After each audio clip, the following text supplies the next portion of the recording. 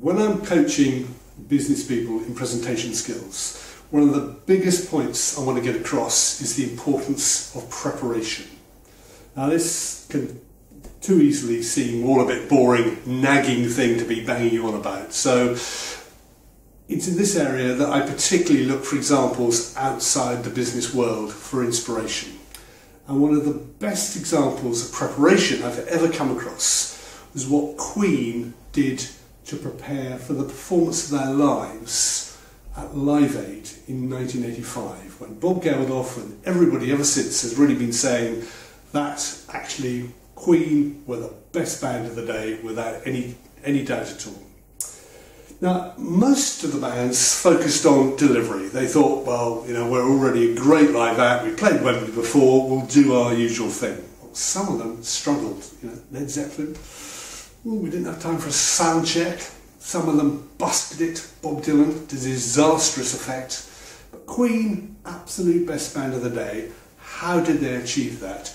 Well, I believe a lot of it came down to the way they prepared and the way they constructed their performance for the day. Now, construction, they thought, what needs to be adjusted? We're not actually playing to our own audience. Well, they focused very much on familiar material. They did a greatest hits package, but they'd also factored in how much time have we got?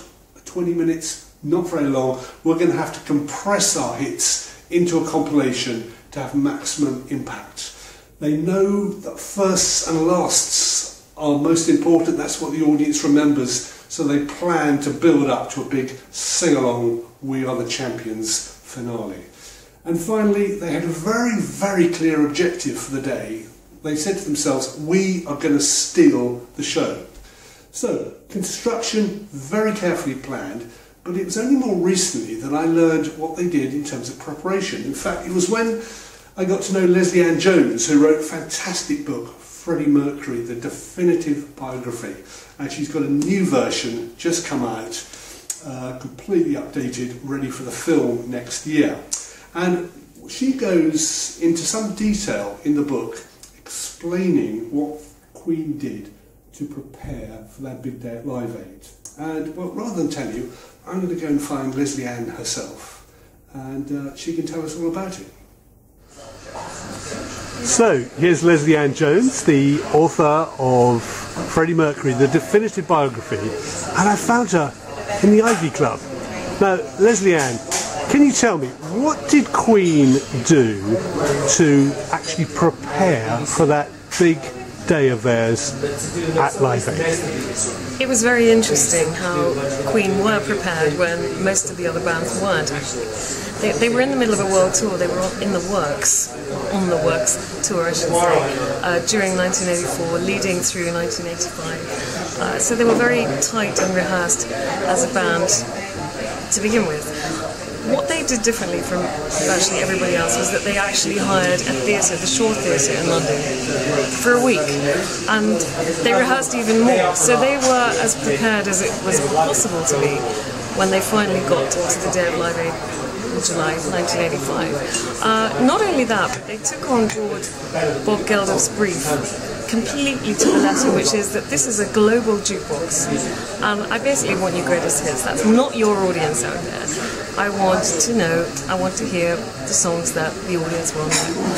So they did a medley of their greatest hits. How did they choose? I mean, you know, there were certain obvious ones. Bohemian Rhapsody had to be in there somewhere. Radio Gaga had to be in there somewhere. I think one of the indelible images of Live Aid are the hands clapping, the audience clapping in unison to the chorus of Radio Gaga. And to open on a huge high, and more importantly, to go out on a huge high. So they finished with We Are the Champions, and the whole of Wembley Stadium singing along. So we remembered the first and we remembered the last. And it was all that preparation helped no end.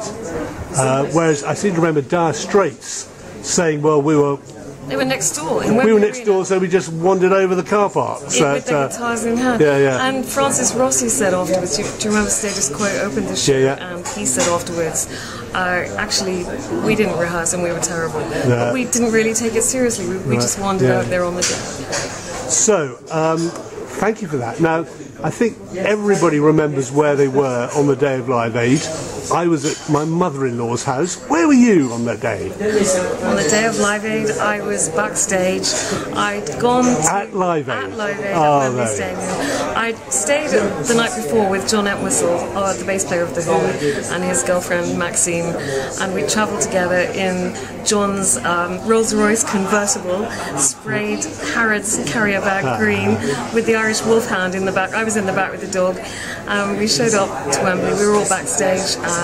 I was with Elton John and David Bowie chatting seconds before Queen went out on stage, and I wandered up to the side of the stage. There weren't wings as such, but kind of muslin curtains to allow for the very quick turnaround of each band's set, because obviously there were no special effects, no band had their own lighting there. It was just turn up on the day and use what's there. So I was squashed away in a corner on the side of the stage, and I watched it from behind the piano where Freddie sat. Fantastic.